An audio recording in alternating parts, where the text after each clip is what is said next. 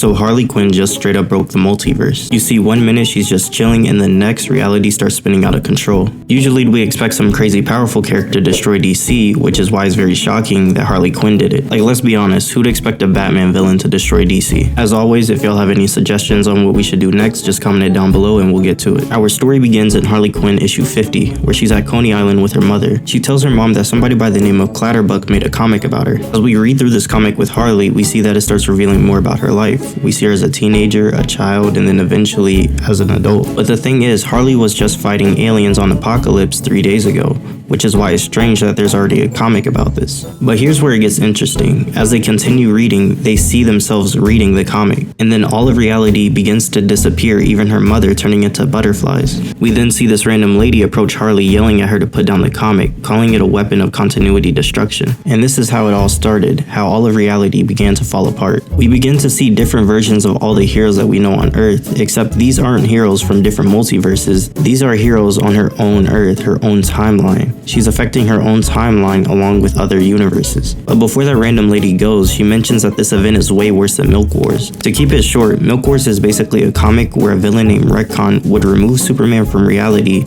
and also give Batman and Wonder Woman different origin stories. But as she's leaving, we get introduced to a new character called Continuity Cop. She shows up saying that continuity madness has begun. The first thing that we see that she's affected is Bruce Wayne's origin story. In this origin story, he knows 90 martial arts and attacks his parents' killers. So this Batman has a Robin, which is a rat, and he also uses guns. While this is all going on, the Continuity Cop is watching until she gets yelled at by Harley. You see, all Harley cares about right now is where did her mother go? And this is when we actually get an answer to that question. You see, when she used the comic earlier, she ended up disrupting all the continuity. Continuity basically being the force that keeps all of reality in check. Without continuity, everything spirals out of control, which is why we see everything start to change again. Even the Batman we just saw, his origin story ends up getting retconned to where he becomes a pirate. We see Superman and Batman actually go to war with each other during this time, until the continuity changes get worse and worse, eventually putting us in a reality where Harley Quinn is a bunch of monsters. We end up seeing a mummy Harley Quinn, a Frankenstein one, and also a witch one. But the original Harley Quinn tried to sneak up on them until she got caught. They then just give some simple introductions to each other and tell Harley how she can stop all this from going on. In order to stop reality from spinning out of control, she has to grab the comic and read it backwards. But right before she's able to finish explaining herself, another continuity change happens, putting Harley in what appears to be an Adam Strange sitcom. While he's just chilling in his living room, we see Harley chase after that comic. But then another continuity wave happens, switching the reality, this time putting them in a game show. And I'm not gonna lie, this is the most random group of characters I've seen. They have Jimothy D. Creeper as a game show host, the new God Orion, Black Adam, Captain Triumph, and Clark Kent's parents on Earth, all contestants on this game show. But we don't see too much of this after Harley Quinn interrupts it chasing the comic. Jimothy ends up arguing with the Continuity Cop. She argues that she's done way too much work with Superman to let his origin story be reduced to this. But yeah, right as she's about to grab the comic, another continuity change happens. And this reality is actually pretty interesting. Instead of seeing the reign of Superman after Superman dies, we see the reign of the Harley Quinns after Harley Quinn died. But this time Harley actually ends up catching the comic and begins to read it backwards. But when she does read it backwards, nothing happens except reality changes again. This one's kind of weird though. It's just Lobo understanding everybody that he tortures on Earth. But yeah, we don't stay too long in this reality as it changes again. Thankfully though, Harley's had enough of these continuity changes. She begins to start pressing the cop that she's been working with this whole time, telling her that she needs to call backup. So she ends up complying, taking her to her police station. She starts telling her boss that she can't do this alone, where he then denies that.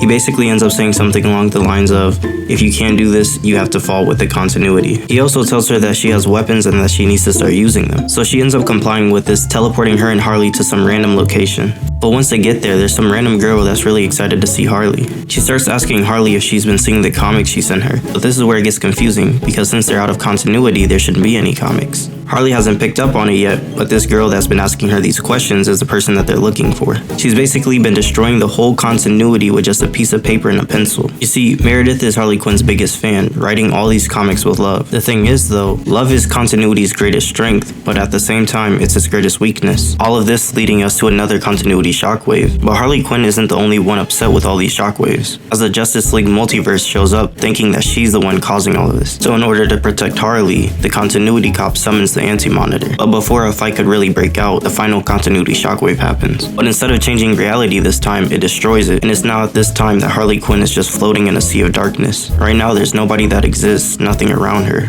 Nothing except Harley and a piece of paper and pencils. And now she remembers what Meredith said. She created all these comics with love, and then she remembers love is continuity's greatest strength. And now Harley begins to draw all of reality back into existence. Because from the start, she's only had one thing on her mind, this being the only person she really cares for. And she starts by drawing the best person in the world, that person being her mother. She then starts ripping up the comic page and blows it away. By doing this, she ended up recreating all of the continuity. And it looked like this worked, as we see everybody return back to where they came from as they get sucked into a portal. We even see Meredith reunite with that woman we saw at the beginning of the comic. They're looking at what Harley Quinn drew to fix all the continuity, looking at it really amazed. And both of the authors just continue drawing comics again. But yeah, this is where the story actually ends. There's not too much to really go over since this only lasted one comic. As always, let us know if there's anything you want us to go over and we will get to it. But besides that, y'all have a good day and God bless.